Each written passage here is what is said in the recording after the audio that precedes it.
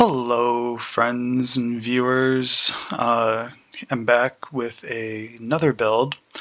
Surprise! It's an acolyte, but this time it's a lick or a lich, depending on how you want to pronounce it.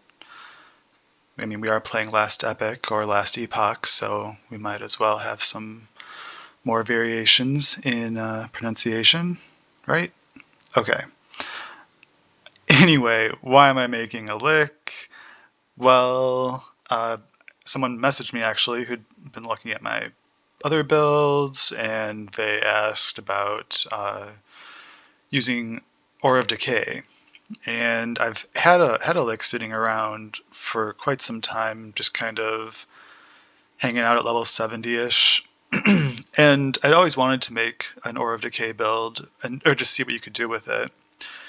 And I've heard a lot of people talk about how poison sucks now, and I never experienced it beforehand, before 090, so I didn't really know what I was missing. So I just wanted to see what can we really do with poison, and starting with Aura of Decay. So I'm pretty happy with how it turned out, personally. I think that this is a cool build that is fun to play, which is most important. But it's pretty tanky. It has absurd sustain. It has amazing area damage, and the single target is still really good. It's not, over the top, but it's good. It doesn't rely on crits, which I'm always happy with. Just for running monos, don't have to worry about that. It does rely on hits, but it does so many hits that dodging isn't a huge pain. And it has really good maneuverability, so for getting around, for dodging yourself, it's quite effective. And just, you don't need a lot of move speed, but you can still get through monos quickly. And it's most effective up close in kind of melee-ish, not quite, but aura-ish range, but you can still be effective at any range. So all good points. As far as cons go for the build, it is pretty dependent for survival on having Reaper and Death Seal active. Without those, you do feel pretty squishy. And I'm also using a lot of unique items in my build, which could be a problem for some people if you're new, this is your first build or whatever. I think you can still do good with it, but the damage may not be there. I don't know. I didn't try a cheap version of this, really. But yeah, let's talk about the skills. Let's get into it. So let's start with Aura of Decay. So fundamentally, the aura is hitting, not actually hitting, but is ticking on enemies 4 times each second. So each of those ticks does 1 base poison, and then uses 25% of your poison on hit. So because there's 4 hits, this is 4 ticks, you effectively get 1 poison on hit application plus 4 base stacks every second from the Aura of Decay. And right away what this is telling us is that it's not going to scale really well. As an offensive tool, it's not going to scale. So getting 4 poison stacks per second with no investment in poison chance is really good. Like that's a great baseline. So that makes it a really good leveling skill. But the only dealing 1 hit's worth of poison per second max really means that you're not going to be able to scale this with poison chance. You can invest in these nodes that are increase the risk to yourself, but give you more regular applications. You can get up to, what's that, 24, 30. So you get up to 154% extra frequency, which would be a little over 10 stacks of poison base and about 2 hits worth of poison chance per second. 2.5 hits worth of poison chance per second. That's pretty, that's fine. That's not great, but it's okay. But it's not really worth heavily investing, and the drawbacks are quite extensive. So I went the other way with it, and what I think is the biggest single draw of Aura of Decay is really this node right here, which gives minus poison resistance equal to your intelligence, because that's going to enable poison overall through your build. And so I'm thinking ahead to like synergizing with other skills and seeing how many times we can apply poison. Because what I wanted to do really was focus on poison chance and then just see how many ways we can make hits with it. And right away, going down the same branch, we have another option right here, and that is Poison Bolt. So Poison Bolt fires every 3 seconds, but with maxed out Poison Barrage, you end up firing every 0.75 seconds. So that's pretty good. And each Poison Bolt does 1 hit. So right away, this is all, like, just getting Poison Bolt maxed out is adding as much benefit from poison chance as all of this, basically. All of this. And we are missing out on Unending Sickness over here, which is making the poison last longer. But this really isn't necessary, because it only affects poisons applied by the Aura of Decay itself. And so there's no synergy here with any other poison applying skills. So I think there is a potential to go the other way and not get poison on hit chance, but look at ways of just maximizing poison damage. But that wasn't the goal with this build for me, so that's not what I did. This is Absence of Life is a super important node for any Lich because of the missing health healed helps counteract Reaper form and to an extent the low life that you're at Death Seal. We expect, since we're using Death Seal, to be in a low life state most of the time, and so as you can see, I also have health drain going on right now, and so Absence of Life is just keeping me kind of topped off and approaching low life, approaching my endurance threshold. As for the rest of the passive tree, so there is this Putrid Bomb and Poison Nova as more sub-skills. And you might look at Poison Bolt and think, oh, let's get more sub-skills to get more poison hits. But you would be wrong, because Putrid Bomb and Poison Nova are both garbage right now, and they aren't treated as hits the way that Poison Bolt is.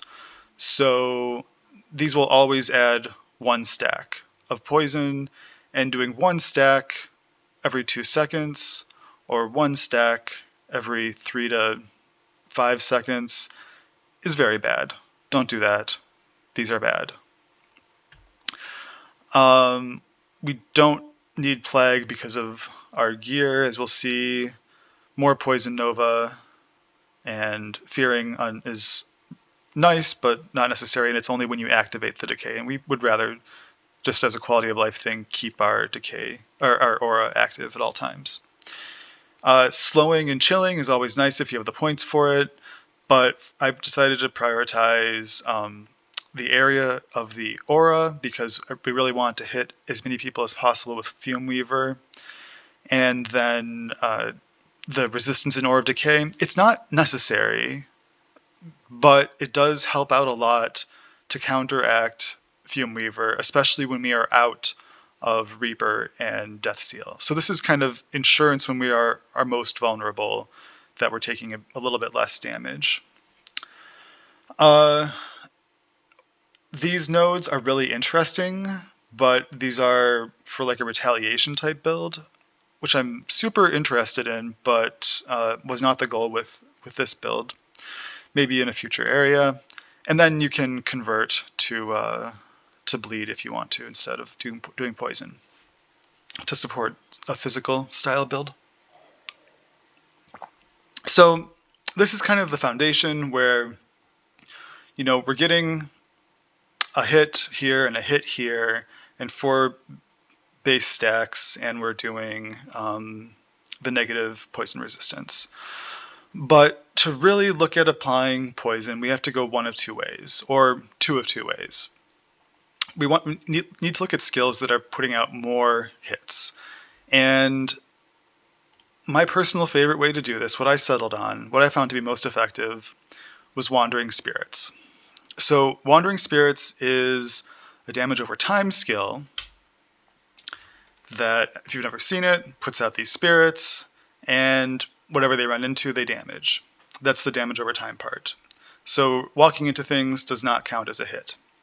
However, they have this Spectral Putrescence, which lets them spit these little poison bolts, and these bolts work the same way as our poison bolt in Aura of Decay, rather.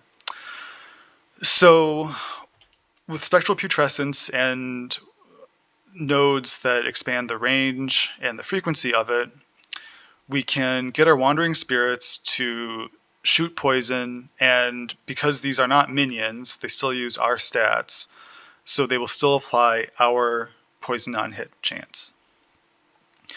So then the question is, how do we get the most spirits out as we can at one time? And the best way to do that is to go up here to Song of the Lost Chantry, because this turns Wandering Spirits into a channeled skill and dramatically reduces the cooldown. So right now, my Wandering Spirits has a 0.8 second cooldown, and that's pretty good. I mean, so you might say, well, what does the cooldown matter? It's channeled, right? Who cares? Well, let's look at that. So when you cast Wandering Spirits, you immediately get 4 spirits revealed, and then another 13 over the next 6 seconds. We have 120% extra reveal rate, so that's 13 times 1.2, which is going to be, 26, 28-ish spirits. And, well, I'm just going to say I have Thin Veil, which also adds reveal rate, and with these 2 combined, we get to 30 spirits over 6 seconds, or 5 spirits per second when channeled. And that works out really well because 5 spirits per second is 1 every 0.2 seconds, and that kind of coalesces with the 0.8 second cooldown. So if I channeled this for 0.8 seconds and then stopped, I would get 4 spirits from the initial cast, and then 4 more over the next 0.8 seconds. And if I channeled for another second after that, I would get 5 more spirits, because I'm in my channeling spirit generation. So first second I got 9, and then I get 4, or 5 rather, each second after that. So what this means is that the more you cast Wandering Spirits while channeling it, the more total spirits you get. So if I cast this, let's say I'm continuously channeling, if I cast this every 2 seconds, I would get 4 plus 10, which would be 14 spirits every 2 seconds. But if I recast this every 1 second, I would get 4 plus 9 plus 9 is 18 spirits in 2 seconds. So the fastest way to generate spirits with Wandering Spirits is to channel for the minimum duration with the full cooldown and then repeat. And I'm lifting up the key and pressing it again. You can also cast a spell that would break channeling. For example, I can cast Hungering Souls, which will break my channel and make me recast it immediately. I'm just holding down the Wandering Spirits right now. I can also Reap to break my channel and reset it.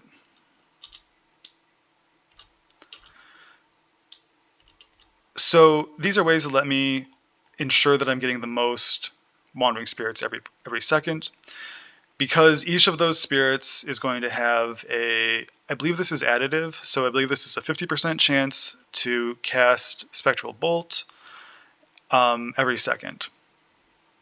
And to make sure that these are all in range, well, actually, let's just note this node right here, Infusing Souls. So as you can see, it takes quite a bit of mana to do this because of the initial cost to Wandering Spirits. However, with mana infusion, we are never at risk of going low mana, because every time a spirit disappears, we get up to 12 mana. So that keeps us topped off and lets us operate at max efficiency for Wandering Spirits. So Spectral Scorn is one way that we make sure our spirits get to actually shoot their targets. We also use Familiar Souls to minimize the area that the spirits are generated in. And we use Locus Mortis to make it targetable. Without that, they generate around you, but this lets us actually use the Wandering Spirits almost like an area denial skill, where we can set them up where we expect the enemy to be, and we don't have to make ourselves actually in danger. We can even lure guys into the field of souls and move off the screen if we want to. Other than that, Infectious Dead converts the whole skill into poison. That's fine. Like, it's not going to be our main source of damage, but it is better to be poison. And we also have bonuses to poison spells, so that's very nice. We max out the duration with Lingering Souls, and these were I had some extra points left over, and so this slows the souls down a bit. If you go into Souls of Rage, they get much faster, which is actually kind of annoying because they will run out of the area that they're summoned in. So instead, I use Tethered Existence to keep them in place. You'll see some other nodes that are really tempting, like Breathe the Damned. However, this damage boost only affects the actual spirits themselves. It doesn't affect the debuffs, the poison stacks that they're applying. So, yeah, I think that's... So looking in this direction, this Eternal Haunt does nothing if you are channeling. Daunting Presence is cool, but not really useful for us. Spirit Swarm would be okay, but even 3 points with the 90 on top of the 90% reduced cooldown there doesn't actually do that much for us. It only brings us down to... When I tried it, I put 2 points in here, and I only got down to like 0.7 seconds instead of 0.8. Damned doesn't really do anything for us here. You would use it if you were Reaping the Damned, maybe. But other than that, you can Fear. I tried it, and it just was kind of disappointing because it's a pretty small radius around the spirits that they fear, and this is this is just basic Fear, at best with a 50% extra duration, so it's a pretty short duration. But it is an option to think about if you don't like Tethered Existence, for example. Maybe you could go up here. So basically, this is the main delivery mechanism for poison hits, is Wandering Spirits. And to support it, we use the two Lich exclusive skills, Reaper Form and Death Seal. So Reaper Form, if you haven't used it before, it's a transformation skill, and while you're transformed, you get a new life bar. You cannot die while you're in Reaper Form. If you die, you will go back to full health in your normal human form instead. And you can stay in Reaper Form for quite a long time with Absence of Life, or just with all of the life steal that comes from being a Lich. like I said, you get a movement skill in Reap. Technically, it's a melee hit, but I mostly just use it for moving around. If you hit guys, great. So in Reaper form, we're going to look for things that enhance our poison and make us more durable. So damage over time, that's nice. Less health drain, so Reaper form lasts even longer, also very nice. You could definitely max this if you wanted to. Armor per point of intelligence, always nice to have more armor. And this is essential. Vile Shroud, I mean, it's not essential, but it makes things a lot easier. So necrotic and poison resistance per intelligence, this directly counteracts Fume Weaver, so it's a really easy 1 point to spend there. Going in this direction is crits and ward. Oh, spell damage, I'm sorry. Which doesn't really affect us, so we skip it. There's some really amazing damage boosts with Soul for a Soul and Reaper's Curse. And move speed would be nice, but instead we go down here because this turns Reap into poison. And it also, Venomous Coating gives us 30% poison duration. So this is one of the reasons I was saying poison duration inside of Ore of Decay, not so necessary, because we get 30% here, and we're also going to get some more percentages in the passive trees. It also gives Reap a bonus poison chance, but that doesn't really matter. And then when we get over here, we get a 50% global poison chance. That's great. Just we want all the poison chance that we can get because it's fair. There aren't that many sources of poison chance overall. So that helps us in our poison land. And then I chose to just add Reap cooldown and Reap range because so if you put 2 points into Reap range, sometimes you can get out of Ore of Decay and Death Seal range. So I decided to keep it at 1 point and then put the other points into the Swift Harbinger instead. And that's to try and just get Reap down to the point where it's at a similar cooldown to Wandering Spirits, just to help so you can Wandering Spirits and Reap more regularly. To keep that without making it too complicated, basically, of having to tap each time. So that's basically Reaper form. It's our extra health bar and our extra tankiness and some extra poison chance. The reason damage isn't super important here is that this is all increased damage. It's not a multiplier. There's also this amazing node in Rapid Destruction, but this build does not actually need cast speed at all. We're going a non-cast speed route for poison stacking because we're just channeling, and as you can see, there's actually no cast. So I'm just tapping Wandering Spirits, and there is basically no cast animation. It's almost instant cast compared to Hungering Souls, which I keep forgetting the name of. Also, on that note, while you are channeling Wandering Spirits, you can cast Death Seal at any point because this is an instant cast skill. I love instant cast skills. As you can see, free Death Seal. So why do we have Death Seal? Well, if you were like me, when you first saw Death Seal, you might have been intimidated. Because you are giving up a significant amount of health, potentially. And I mean, that's the only way to get benefit of it is to give up health, and that brings you closer to death. So one thing that makes Death Seal much more palatable is Reaper form, because you know that you can't die while you're in Reaper form. So activating Death Seal while in Reaper form is fine. You can feel perfectly safe. And you're getting the extra tankiness from Reaper form, so even better. So you get a damage multiplier equal to your missing health. That's fantastic. I love damage multipliers.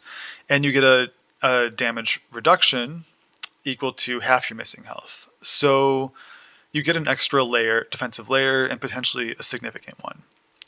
We are going to be using Deadlock, which sets you to 33% above your maximum, just because we have so much leeching and healing that this kind of ensures that we're always going to get a solid benefit out of Deathsteel. And specifically, that's going to be a 67% damage boost and a 33.5% damage reduction. Global, so that's amazing. We also get a bonus increased damage from Corrupted Consciousness, and we get some extra armor from missing health. And note that this is actual value, not percentage based. So as you get more health, you will get more armor when using Deathsteel. It's not the greatest ratio, but it's, I mean, pretty good, I guess. So I'm getting at 1600 hit points. I should be getting, what's that, like 600 extra armor if I give up 1,000 hit points. That's pretty good. I will take it. I'm happy to have it. And again, we have another source of global poison, so this is synergizing with our overall goal of having poison chance.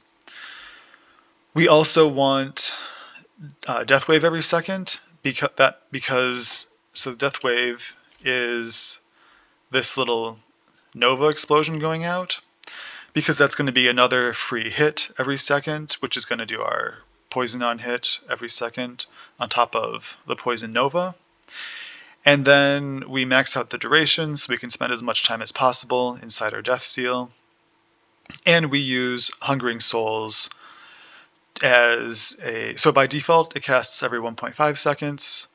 When we max out the frequency, that should be down to also 0.75 seconds. So this is like another free poison bolt every 0.75 seconds.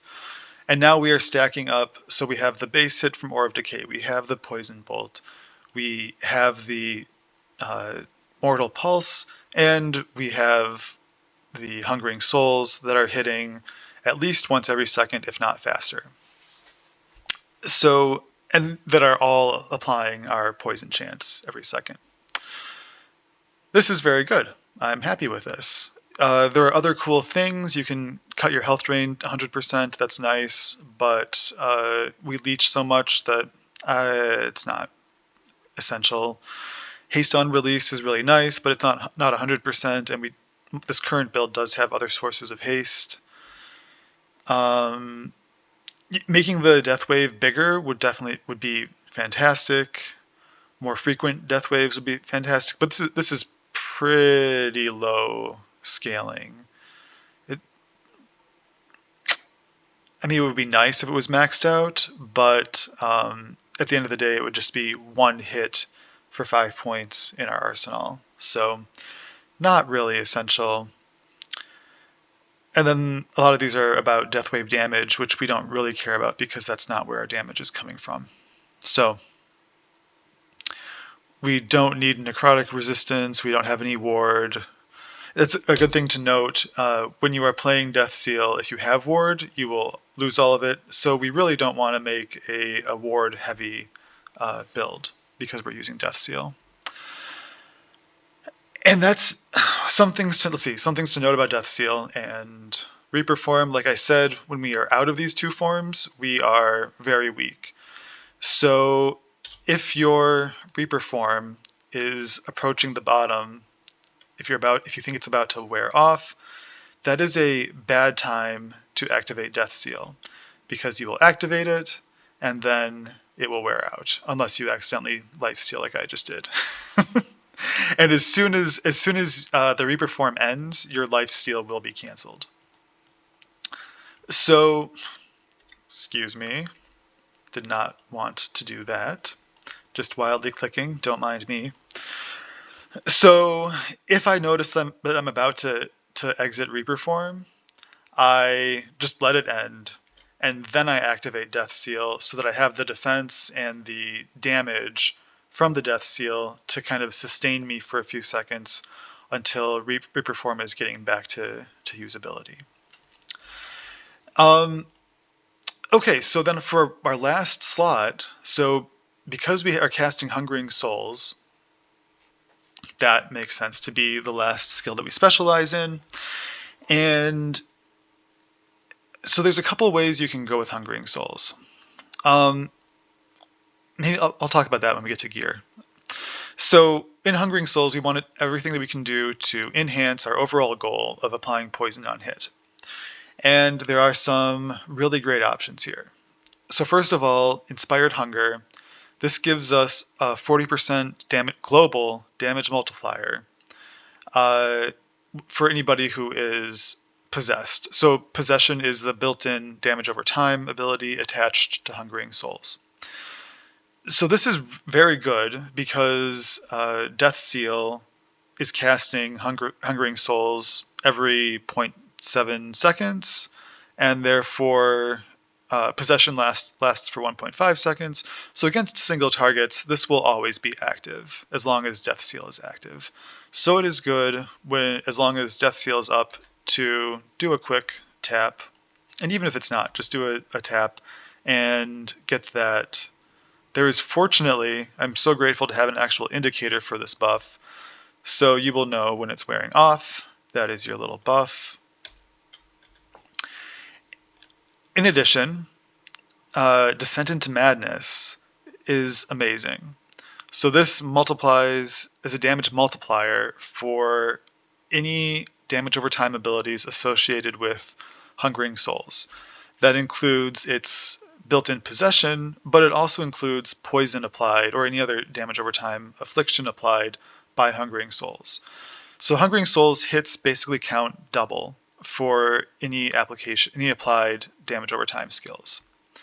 That's fantastic. I love it.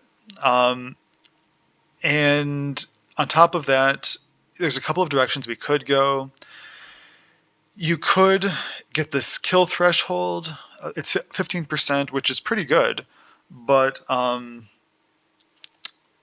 tried it out, and if Death Seal wasn't active, I just wasn't casting Hungering Souls, and so it was possible that I would miss out on taking immediate advantage of the threshold. So I went this way instead, which gives us more cast speed and also extends the range. And so like I said, this isn't a cast speed build, so I don't have any cast speed from gear really, or passives for that matter. But it is nice to have a little bit of cast speed for Hungering Souls, just so it doesn't lock our animation as long. That is the only purpose of this, the main purpose of this build, of this node. You could expand Decayed Mind and get more poison chance.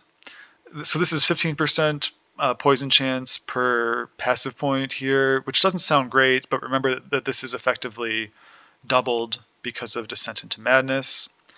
But even with that doubling, a 5% chance per point is a kind of a hard sell. So very low priority here. You could go into Vengeful Souls instead, where you have a chance to retaliate with Hungering Souls, and a chance to double cast when manually casting. But we don't manually cast that much, so this isn't a huge, so 12% chance to double cast isn't really impactful. And retaliation is nice, but that's going to be most effective against swarms of enemies, which we really already have covered with Death Seal, the Nova explosion from Death Seal, and just the aura from Aura of Decay.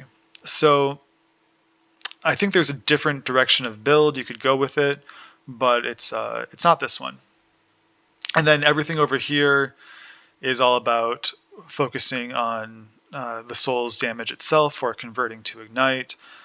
So there's really no need for anything else or minion interactions. Yeah, we don't need to do that. So yeah, that's kind of the interaction between the skills, the offensive core, the support that makes it possible, and then the longevity, with just a little bit of extra push from Hungering Souls. If you don't like Hungering Souls, I mean, you could always specialize. I guess you could specialize Transplant if you wanted to. Spirit Plague is really attractive because of the Pestilence and Endless Decay bonuses. But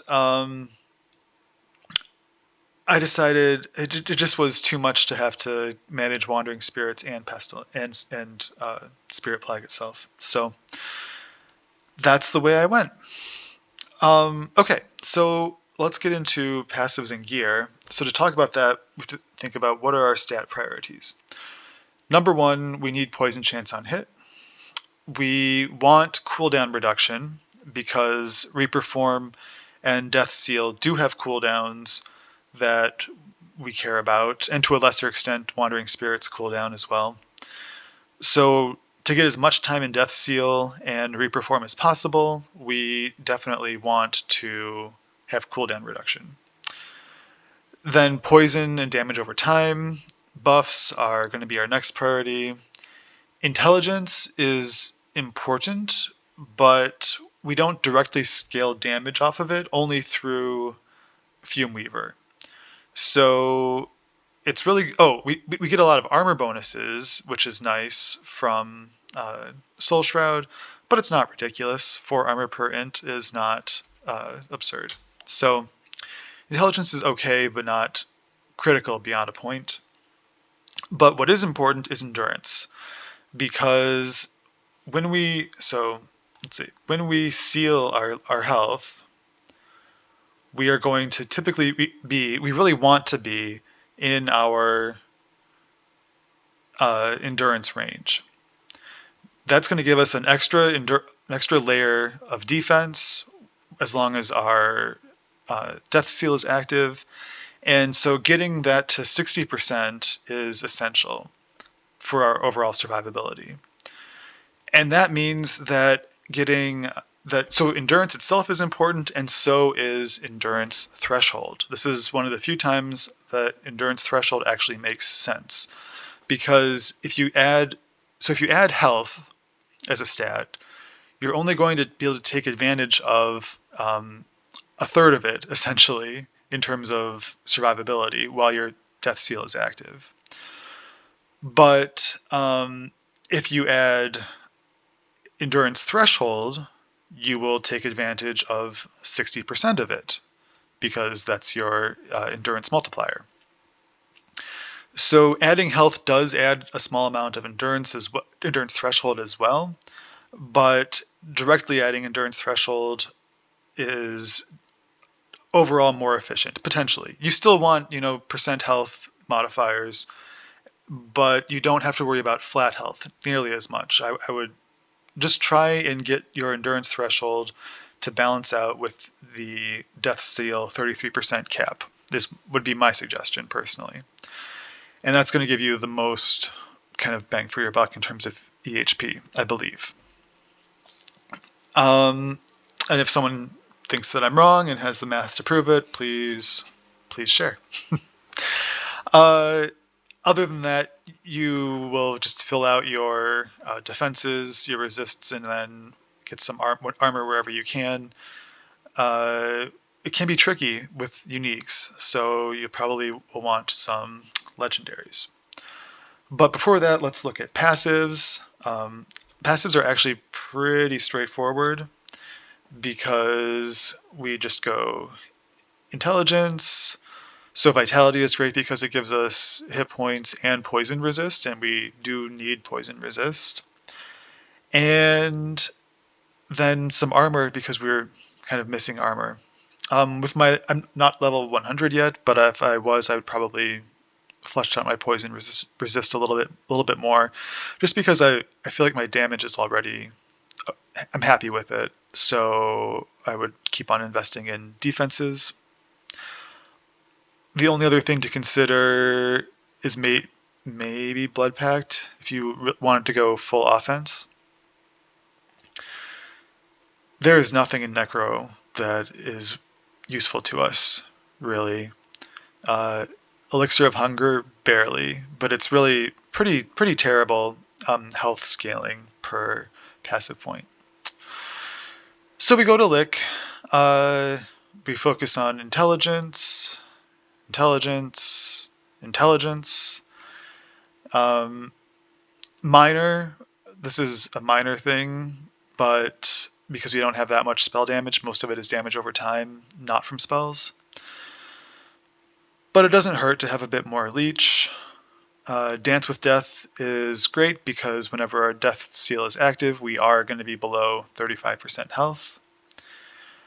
I picked up a kill threshold here instead of in skill mastery. It's not as good, but it does trigger very consistently because we're dishing out so many hits with Wandering Spirits. And then this is our other source of poison duration. So 56% poison duration here, and then we had 30% from Reaper form. So we're already at 86% poison duration, and we really don't need any more from Ore of Decay, for example. You have kind of a plethora of other nodes that increase damage to choose from. So if you want to go more offensive and stack even more increased damage, go for it. The only thing is, do not go into 3 plagues. This is going to destroy you because all this poison penetration applies against you on your own poison stacks from Ore of Decay. So, and you don't need it because you're already going to be reducing enemy resistances by, 60, 70%, 100% potentially based on your intellect. So skip 3 plagues. A lot of these are necrotic bonuses or require you to have a shield. Cast speed we don't really need, like I said. I put 5 points here for the moves. I mean, the cast speed is nice, but really this is all about move speed. And other than that, it's really just gaining health. The only other health that you have from hits is the Death Seal, Nova. So that doesn't help that much. But 5% move speed, sure. Move speed is move speed. This is great because this Leech applies to all of our damage over time abilities, and it also adds a little bit of a multiplier to that. So this 5% plus the 1% base gives us a total of interesting. The passive bonuses text is still messed up. Hilarious. Anyway, Lich usually gets 1% health leech passive global, and so added onto this 5% is 6, and 25% of that gets you to 8.5, something like that, 7.25. Okay, apparently I'm tired and I can't do math. 7.5. That's what I was saying. It gets you to 7.5% health leech. This is also great. Another damage over time ability. Oh, but much more important is Decaying Form, because here is a global 130% poison chance. So, hooray. So much poison support in Lich. And yeah, that's pretty straightforward though, and I hope that you agree. Moving on, let's talk about gear. So, like I said, uniques. So, the core here is really this Plaguebearer staff. And I annoyingly missed the poison damage prefix, but that's okay because I got the tier 7 poison on hit, and the overall staff gives about 400% poison on hit. So you also get plague on hit guaranteed, and that plague damage is being multiplied by 1.5 with extra peasant penetration. We also get a global 13% more damage, and all of the minor inconvenience of having our health drained every second. Annoying, but as you can see, we can deal with it. So when I made this, some people were like, why did you do that? why don't you have cast speed? And I believe that they were thinking of Curse of Perseverance as a poison source, because I think that's, well, I looked around a little bit at other poison builds and didn't quite see anything like this, but it did seem like people were using Curse of Perseverance to stack their Hungering Souls projectiles and get a ton of hits off Hungering Souls. That totally makes sense, but I really think that this is not a great option because of that 63% less damage. That also applies to the poison that's applied by your Hungering Souls. So you also miss out on at least 200% chance to poison on hit. And you get all these necrotic bonuses. So yeah, don't use Curse of Perseverance for a poison build. You're also hurting your own Devouring Release. So, I mean, I guess you're not hurting it, but I don't know.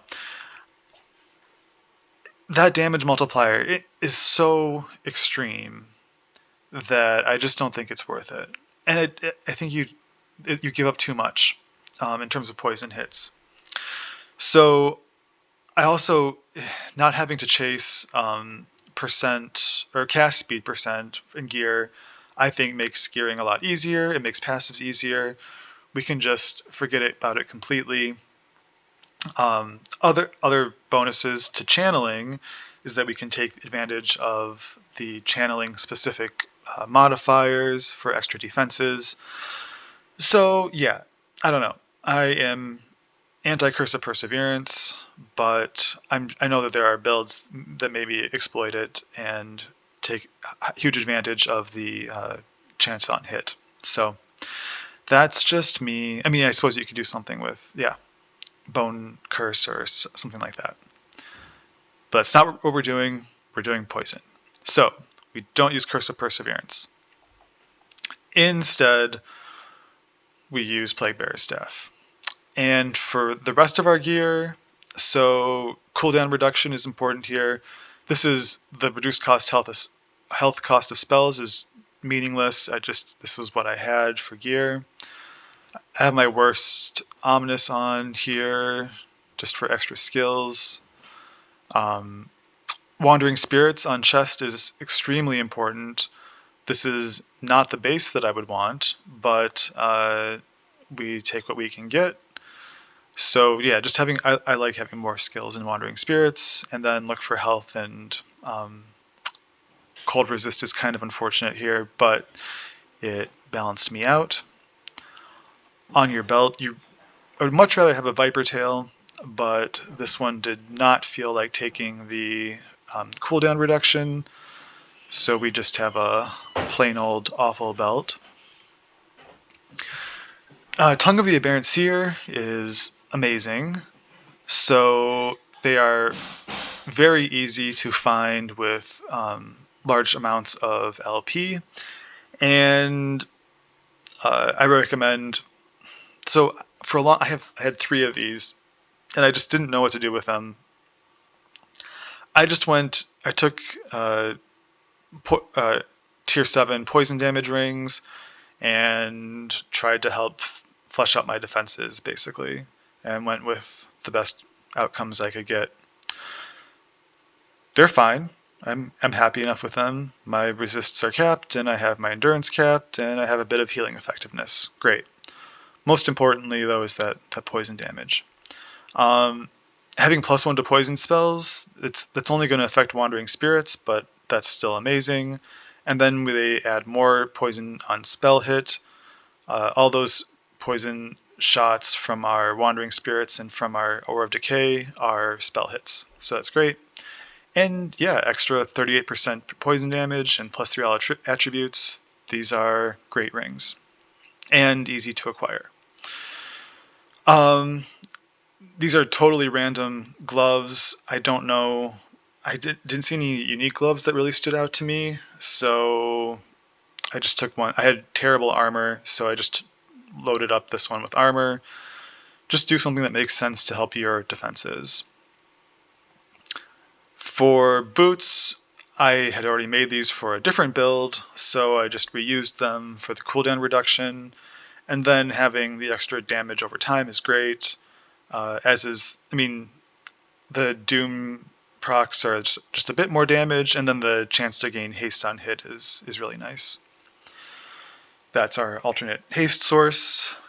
And then we just use the best ambitions that we can find for our relic. Yeah, take what you can get. I got lucky with this one, so pretty happy. For uniques, you could consider turning this into something like a Titan Heart. That would be cool, but not necessary. And yeah, so for our idols, you have two ways you can go. You can go vertically or horizontally.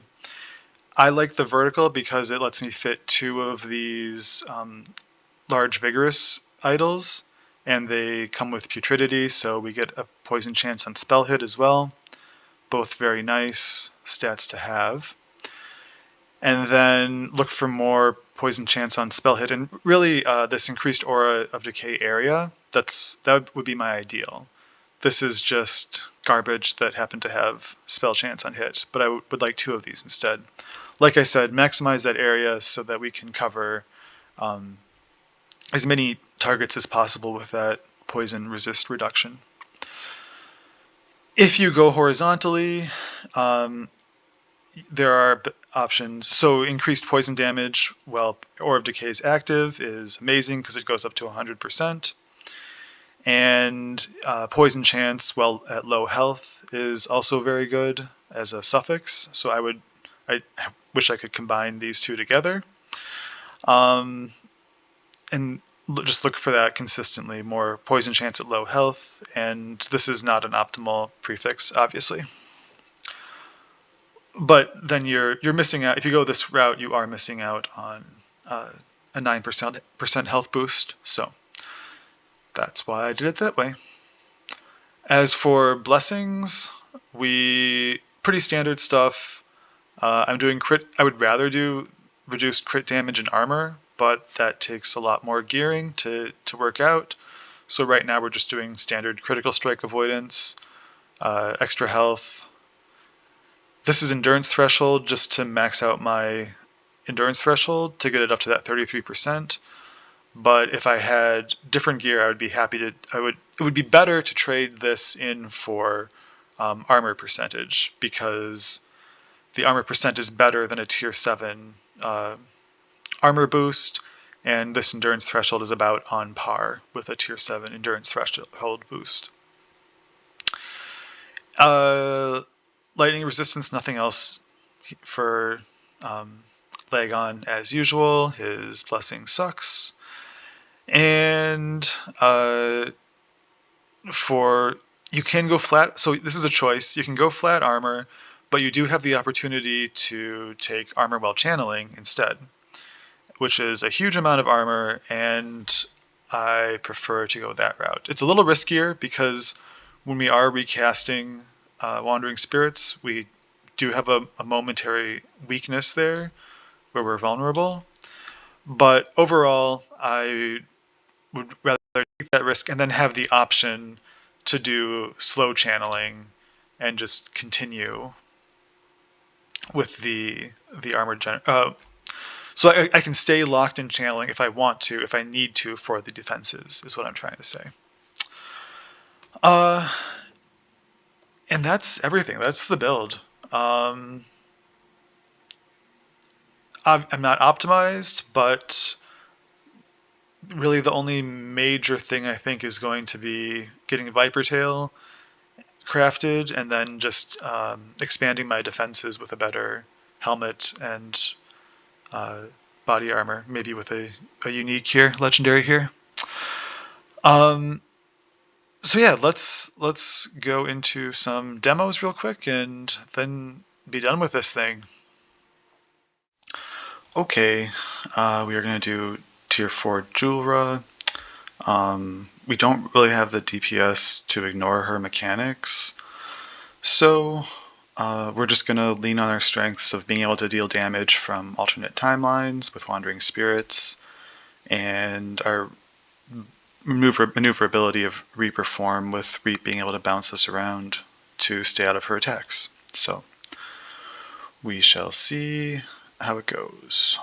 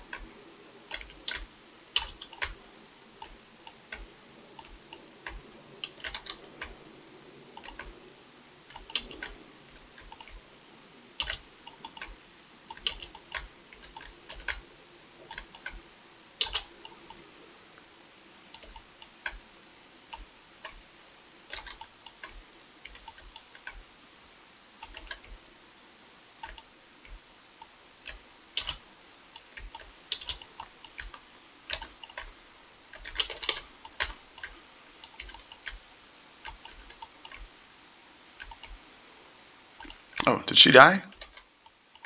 She died. That's always the hard part. Okay, so that was not a perfect showing, but, you know, we got the job done. And certainly could be a lot better. Okay, let's do an echo. Okay, let's do an echo. Only at 242 corruption. I haven't really been pushing corruption. Just been getting my blessings.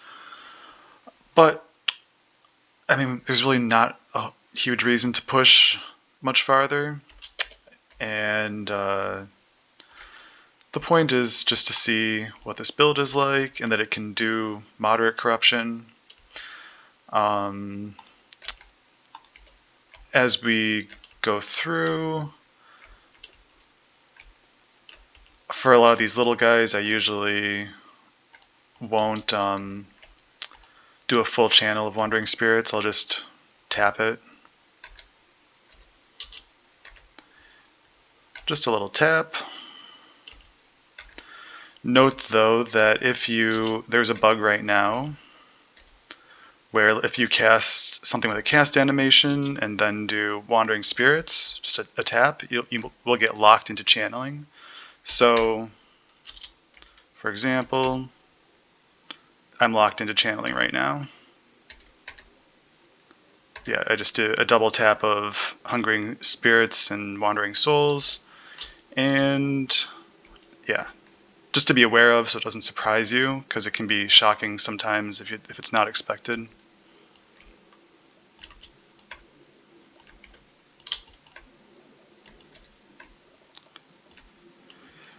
And, oh, don't have...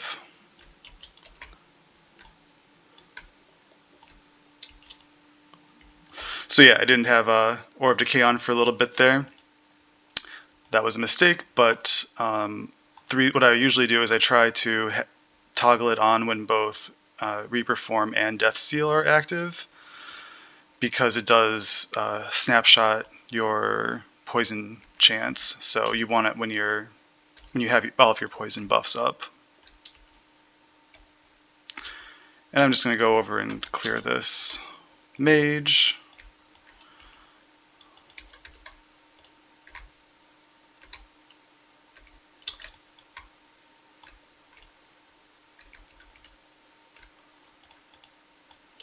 And that's it. That's an echo. Alright, thank you for watching my build again. I hope you learned something. I hope that if you are interested in poison, that this gives you a direction to go in. There's obviously still some optimization in terms of gear and blessings, for that matter. but I think it's pretty cool. It's pretty fun. I mean, for echoes and stuff, like when Death Seal is on, it's basically walking simulator, and it handles bosses adequately, easier than like a melee build, for example. So, and you have that. I don't know. It's just a fun. It feels fun to be using a different defense mechanism. I've been doing a lot of ward builds, so having the option to do uh, pure endurance with Death Seal, and then I was really worried about Death Seal in the beginning. So having Reaper form as like that extra health bar just feels good. I don't know. It's fun. So I hope you like it. Let me know what you think. If I got something wrong, please let me know in the comments. And yeah, thanks again and have fun.